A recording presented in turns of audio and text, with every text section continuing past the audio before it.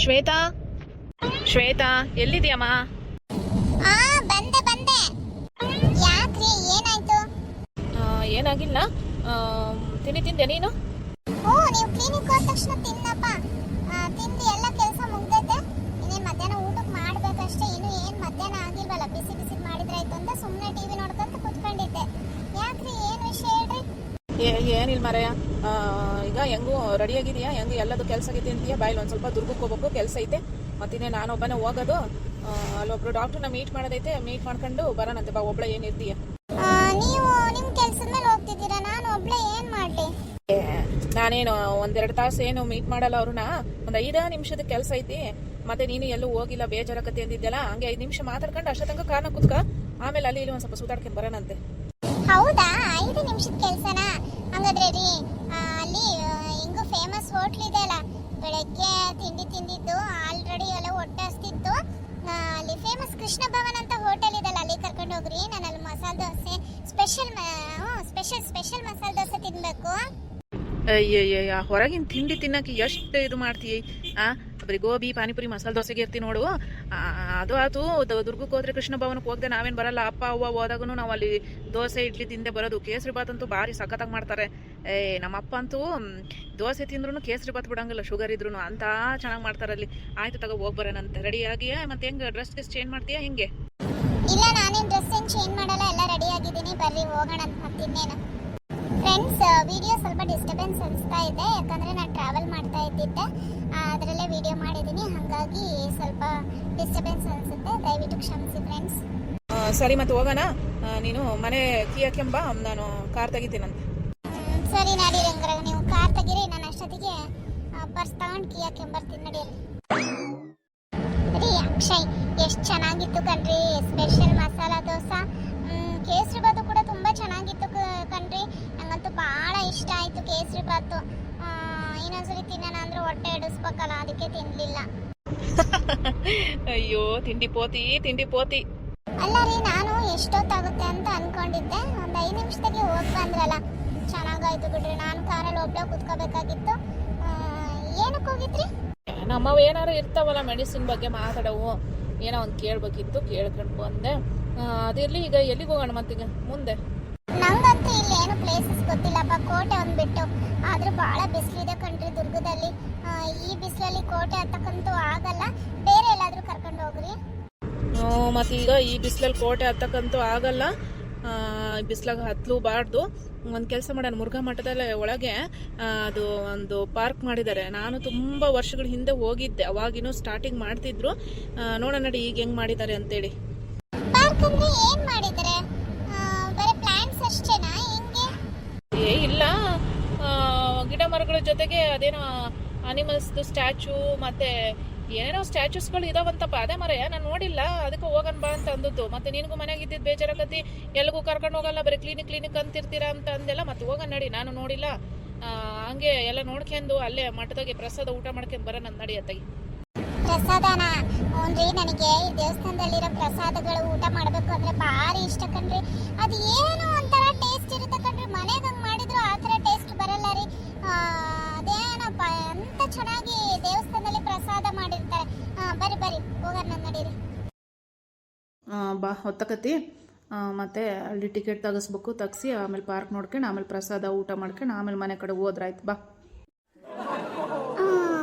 ಎಷ್ಟು ರೀ ಟಿಕೆಟು ಒಬ್ರಿಗೆ 50 ರೂಪೀಸ್ ಅಷ್ಟೇ, ಇಬ್ಬರಿಂದ 100 ರೂಪೀಸ್ ಆಯಿತು. ಈಗ ಇದ್ರೊಳಗಿಂದ ಹೋಗೋಣ ಬಾ, ಚೆನ್ನಾಗಿರುತ್ತೆ.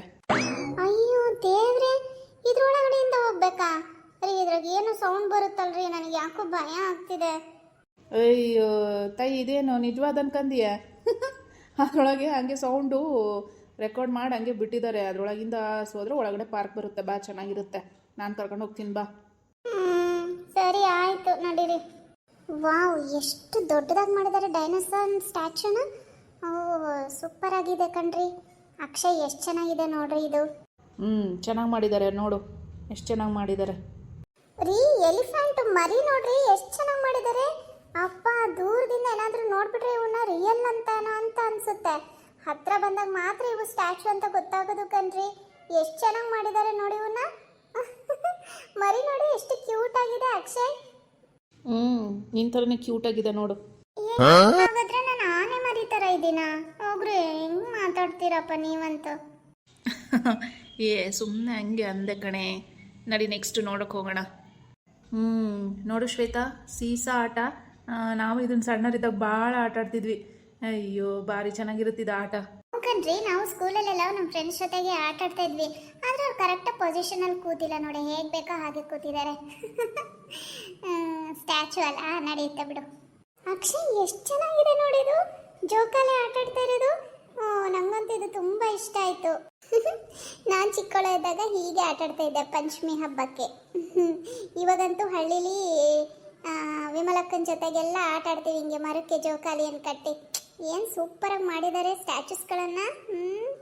ಐ ಅಕ್ಷಯ್, ನೋಡಲ್ಲಿ ಗೊರಕೆ ಹೊಡೆ ಸೌಂಡನ್ನು ರೆಕಾರ್ಡ್ ಮಾಡಿ ಫಿಕ್ಸ್ ಮಾಡಿಬಿಟ್ಟಿದ್ದಾರೆ. ನಾನು ಏನಪ್ಪ ಇದು ಸೌಂಡು ಅಂತೀನಿ. ಅಯ್ಯೋ ದೇವ್ರೆ, ನಿಮ್ಮ ಥರನೇ ಗೊರಕೆ ಹೊಡಿತಿದ್ದಾರೆ ನೋಡ್ರಿ. ಏಯ್ ಸುಮ್ಮನಿರೆ, ನಾನು ಯಾವಾಗಲಾದರೂ ಸುಸ್ತಾದಾಗ ಈ ಥರ ಗೊರಕೆ ಹೊಡಿಯೋದು. ನೀನು ನೋಡಿದ್ರೆ ಇವನ ಥರನೇ ಗೊರಕೆ ಹೊಡಿತೀಯ ಅಂತೀಯಲ್ಲ. ಆದರೂ ಎಷ್ಟು ಚೆನ್ನಾಗಿ ಮಾಡಿದ್ದಾರೆ ನೋಡು. ನಾನು ಏನಪ್ಪ ಇದು ಸೌಂಡು ಅಂತೀನಿ. ಮನುಷ್ಯನ ಮಲಗಿಸಿ ಕಟ್ಟೆ ಮೇಲೆ, ಅವಾಗೆಲ್ಲ ಹಂಗೆ ಕಣೆ ಹಳ್ಳಿಗೆ ಎಲ್ಲ ಮುದ್ದೆಗಿದ್ದೆ ಊಟ ಮಾಡಿ ಹಂಗೆ ಹಳ್ಳಿ ಈ ಥರ ಎಲ್ಲ ಆಲದ ಮರ ಇದು ಇಂಥದ್ದು ಮರದ ನೆರಳು ಕೆಳಗಡೆ ಹಿಂಗೆ ಹಂಗೆ ಮಲ್ಕೊಂಡ ತಕ್ಷಣ ಗೊರಕೆ ಹೊಡಿತಿದ್ರಂತೆ. ಅವಾಗೆಲ್ಲ ಭಾರಿ ಚೆನ್ನಾಗಿತ್ತು ಲೈಫು. ಇವಾಗ ನೋಡು ಏನಿಲ್ಲ, ರೆಸ್ಟ್ಲೆಸ್ ವರ್ಕ್ ಅಷ್ಟೇ ಇವಾಗ.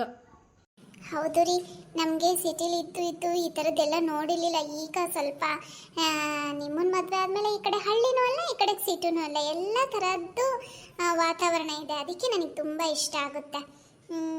ಇನ್ನು ಹಳ್ಳಿ ಜೀವನನೇ ತುಂಬ ಚೆನ್ನಾಗಿ ಅನಿಸುತ್ತೆ. ಒಂದೊಂದ್ಸರಿ ಯೋಚನೆ ಮಾಡಿದಾಗ ಯಾವ ಟೆನ್ಷನ್ ಇರಲ್ಲ, ಏನಿಲ್ಲ. ಆದರೂ ರೈತರದ್ದು ಸ್ವಲ್ಪ ಕಷ್ಟನೇ ಇದೆ. ಬರೀ ನೆಕ್ಸ್ಟ್ ಯಾವುದಿದೆ ಸ್ಟ್ಯಾಚು ನೋಡೋಣ. ತುಂಬ ಕ್ಯೂರಿಯಾಸಿಟಿ ಅನಿಸ್ತಿದೆ ನನಗೆ. ನಡಿ ನಡಿ. ಶ್ವೇತಾ ನೋಡಿ ಇಲ್ಲಿ ಹೆಂಗೆ ಮಾಡಿದ್ದಾರೆ, ಎಂಥ ಒಳ್ಳೆ ಕಾನ್ಸೆಪ್ಟ್ ಮಾಡಿದ್ದಾರೆ ನೋಡಿಲಿ. ಇದು ಮೇಲೆ ಕುಂಬಳಕಾಯಿ, ಇದು ಹೊಲದಲ್ಲಿ ಬೆಳೆದಿದ್ದು, ಇದು ಮನೇಲಿ ಬೆಳೆದಿದ್ದು. ನೋಡು, ನಾವು ಕರೆಕ್ಟಾಗಿ ಡಯೆಟ್ಟು ಮತ್ತು ಏನಾದರೂ ಕರೆಕ್ಟಾಗಿ ಲಿಮಿಟಾಗಿ ಫುಡ್ಡನ್ನು ಊಟ ಮಾಡದೇ ಇದ್ದರೆ ಈ ಥರ, ಆಮೇಲೆ ಫುಡ್ಡಿಗೆ ತಕ್ಕಂಗೆ ವರ್ಕ್ ಮಾಡದೇ ಇದ್ದರೆ, ಕೆಲಸ ಮಾಡದೇ ಇದ್ದರೆ ಈ ಥರ ಹೊಟ್ಟೆ ಬರುತ್ತೆ, ಬೊಜ್ಜು ಬರುತ್ತೆ. ಇದನ್ನು ನಾವು ಒಬ್ಯಾಸಿಟಿ ಅಂತೇಳಿ ಕರಿತೀವಿ. ಇದರಿಂದ ಮನುಷ್ಯನಿಗೆ ಡೇಂಜರೇ. ಅದಕ್ಕೆ ನಿನಗೆ ಪಾನಿಪುರಿ ಗೋಬಿ ಎಲ್ಲ ತಿನ್ನಬೇಡ ಅಂತ ಹೇಳಿದ್ದು. ಸ್ವಲ್ಪ ಡಯೆಟಲ್ಲಿ ಇರೋದು ಕಲಿ ಒಂಚೂರು. ಒಬೆಸಿಟಿ ಬರೋದು ಗಂಡು ಮಕ್ಕಳಿಗೆ ಜಾಸ್ತಿ. ಅದಕ್ಕೆ ಗಂಡು ಮಕ್ಕಳಿಗೆ ಈ ಥರ ಮಾಡಿ ಸ್ಟ್ಯಾಚು ಮಾಡಿ ನಿಲ್ಸಿರೋದು. ಲೇಡೀಸ್ ಏನಿಲ್ಲ, ಬರ್ರಿ ಸಾಕು. ಮುಖದಲ್ಲಿ ಏನಿದೆ, ಮನಸ್ಸಲ್ಲೆಲ್ಲ ಇದೆ, ಮುಖವಾಡದ ಬದುಕೇತಗೆ. ನೋಡು ಶ್ವೇತಾ, ಮನುಷ್ಯನಿಗೆ, ಅದು ಕೆಲವೊಬ್ರು ಮನುಷ್ಯನಿಗೆ ಮಾತ್ರ, ಎಲ್ಲರಿಗೂ ಇರಲ್ಲ. ಕೆಲವೊಬ್ರು ಒಳ್ಳೆಯವರು ಇರ್ತಾರೆ. ನೋಡಿಲಿ ಈ ಥರ ಮನುಷ್ಯರು ಇರ್ತಾರೆ, ಅಂಥವ್ರನ್ನ ನಂಬಾರ್ದು ಅಂತ ಹಾಕಿದ್ದಾರೆ. ಇಲ್ಲಿ ಮೇಲ್ಗಡೆ ಒಂದು ಮುಖ ಇರುತ್ತೆ, ಒಳಗಡೆ ಒಂದು ಮುಖ ಇರುತ್ತೆ. ಇಂಥವ್ರಿಗೆ ದೇಹ ಒಂದು ಎರಡೆರಡು ಮುಖ ಇಟ್ಕೊಂಡಿರ್ತಾರೆ ನೋಡು. ಹೊರಗಡೆ ಹಂಗೆ ನೈಸಾಗಿ ಮಾತಾಡ್ತಿರ್ತಾರೆ, ಒಳಗಡೆ ನಮ್ಮ ಬಗ್ಗೆನೇ ಹೊಟ್ಟೆ ಕಿಚ್ಚು ಇರ್ತಾರೆ.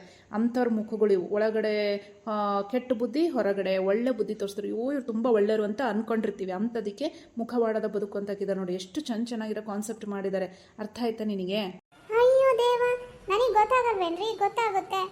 ನಾನು ಓದಿಲ್ವಾ? ಇಲ್ಲ ಹಾಕಿಲ್ವಾ ಅವರು ಬೋರ್ಡು ಮುಖವಾಡದ ಬದುಕು ಅಂತ? ಗೊತ್ತಾಗುತ್ತೆ. ಕೆಲವೊಬ್ರು ಮನುಷ್ಯನಿಗೆ ಒಳಗೊಂದು ಮುಖ ಹೊರಗೊಂದು ಮುಖ ಇರುತ್ತೆ ಅಂತೇಳಿ. ನಾನೇನು ಸ್ಟೂಡೆಂಟ್ ಮಾಡ್ಕೊಂಬಿಟ್ಟಿದ್ದೀರಲ್ಲ, ಲೆಕ್ಚರ್ ಕೊಡ್ತೀರಲ್ರಿ, ಬರ್ರಿ. ಅಕ್ಷಯ್, ಓ ಮೈ ಗುಡ್ನೆಸ್, ಎಷ್ಟು ಚೆನ್ನಾಗಿ ಮಾಡಿದ್ದಾರೆ ಕಣ್ರಿ. Old concept, new concept. ಕೆಟ್ಟದ್ದನ್ನು ನೋಡಬಾರ್ದು, ಕೆಟ್ಟದ್ದನ್ನು ಕೇಳಬಾರ್ದು, ಕೆಟ್ಟದ್ದನ್ನು ಮಾತಾಡಬಾರ್ದು ಅಂತ. ಅದೇ ರೀತಿ ಕ್ಯಾಮ್ರಾ ಮತ್ತು ಹೆಡ್ಫೋನು, ಟೆಲಿಫೋನು. ಓ ಸೂಪರಾಗಿದೆ ಕಣ್ರಿ ಕಾನ್ಸೆಪ್ಟ್ ಮಾತ್ರ. ತುಂಬ ಚೆನ್ನಾಗಿದೆ. ಅರ್ಥ ಮಾಡ್ಕೊಳೋರಿಗೆ ಮಾತ್ರ ಇದಂತೂ ಬೆಸ್ಟ್ ಕಾನ್ಸೆಪ್ಟ್ ನೋಡ್ರಿ, ಅಲ್ವಾ ಅಕ್ಷಯ್? ನೋಡು ಎಷ್ಟು ಚೆನ್ನಾಗಿ ಮಾಡಿದ್ದಾರೆ. ಅರ್ಥ ಮಾಡ್ಕೋಬೇಕಷ್ಟೇ ನಾವು. ಇದು ನೋಡು ಕಾನ್ಸೆಪ್ಟು, ಸೇವ್ ಟ್ರೀಸ್ ಅಂತ. ಎಷ್ಟು ಚೆನ್ನಾಗಿ ಮಾಡಿದ್ದಾರೆ ನೋಡು. ಅವಾಗೆಲ್ಲ ಮರಗಳನ್ನು ರಕ್ಷಣೆ ಮಾಡೋದಕ್ಕೆ ದೊಡ್ಡ ದೊಡ್ಡ ಚಳುವಳಿಗಳೇ ನಡೀತಾ ಇದ್ವು. ಅಪಿಕೋ ಚಳುವಳಿ ಮತ್ತು ಇನ್ನೊಂದೇನೇನೋ ಚಳುವಳಿಗಳು ನಡೀತಾ ಇದ್ವಪ್ಪ. ಈಗೇನಿಲ್ಲ, ರೋಡು ಬ್ರಾಡಾಗಿ ಮಾಡಬೇಕು ಅಂತೇಳಿ ಮರಗಳನ್ನೆಲ್ಲ ಕಟ್ ಮಾಡ್ತಾರೆ ಮತ್ತು ಬೆಳೆಸ್ತಾರೆ. ಬಟ್ ಆದರೂ ಅವಾಗೆಲ್ಲ, ಈಗಲೂ ಕೂಡ ಮರಗಳನ್ನು ಪ್ರೊಟೆಕ್ಷನ್ ಮಾಡೋರಿದ್ದಾರೆ. ಬಟ್ ಆದರೂ ಏನೇ ಅಂದರೂ ಗುಡ್ ಕಾನ್ಸೆಪ್ಟ್ ಮಾಡಿದ್ದಾರೆ. ಹೌದು ಅಕ್ಷಯ್, ನನಗಂತೂ ತುಂಬ ಇಷ್ಟ ಆಯಿತು. ಕೆಲವೊಂದು ಕಾನ್ಸೆಪ್ಟು ಎಂಟರ್ಟೈನ್ಮೆಂಟ್ ಆಗೂ ಇದ್ದಾವೆ, ಕೆಲವೊಂದು ಕಾನ್ಸೆಪ್ಟ್ಗಳನ್ನು ನೋಡಿದರೆ ನಾವು ತಿಳ್ಕೊಳ್ಳೋ ಹಾಗೂ ಇದ್ದಾವೆ. ಆಯಿತು ಬರ್ರಿ, ಆಯ್ತಲ್ಲ. ತುಂಬ ಇಷ್ಟ ಆಯಿತು ನನಗೆ. ತುಂಬ ಥ್ಯಾಂಕ್ಸ್ ಅಕ್ಷಯ್, ನನ್ನ ಕರ್ಕೊಂಡು ಬಂದಿದ್ದಕ್ಕೆ ಇಲ್ಲಿಗೆ. ನಾನು ಏನಿರುತ್ತೆ ಬಿಡು ಇಲ್ಲಿ ನೋಡೋದು ಅಂತ ಅಂದ್ಕೊಂಡಿದ್ದೆ. ಬಟ್ ಇಲ್ಲಿಗೆ ಬಂದಮೇಲೆ ಗೊತ್ತಾಯಿತು ತುಂಬ ಚೆನ್ನಾಗಿರೋ ಕಾನ್ಸೆಪ್ಟ್ಗಳನ್ನು ಮಾಡಿದ್ದಾರೆ ಅಂತ. ಅಕ್ಷಯ್ ಬರ್ರಿ, ನನಗೆ ಯಾಕೋ ಟೀ ಕುಡಿಯೋಂಗಾಗ್ತಿದೆ. ಊಟ ಮಾಡ್ಕೊಂಡು ಹಾಗೆ ಹೋಗ್ತಾ ಟೀ ಕುಡಿದು ಹೋಗೋಣಂತೆ. Thank you. ಏನು ಬೇಡ, ನನ್ನ ಹೆಂಡ್ತಿನ ಮತ್ತೆ ಬೇಜಾರಾಗುತ್ತೆ ಅಂತ ಅಂದರೆ ಸುಮ್ಮನೆ ಇರೋಕ್ಕಾಗುತ್ತಾ? ಎಲ್ಲಾದರೂ ಕರ್ಕೊಂಡು ಹೋಗ್ಬೇಕಪ್ಪ. ಈಗ ನಾನು 2 days 3 days ಟ್ರಿಪ್ ಹೋಗೋಣ ಅಂತ ಪ್ಲ್ಯಾನ್ ಮಾಡ್ತಾ ಇದ್ದೀನಿ. ಟೈಮ್ ಸಿಕ್ಕಾಗ ಇಬ್ಬರು ಹೋಗೋಣಂತೆ.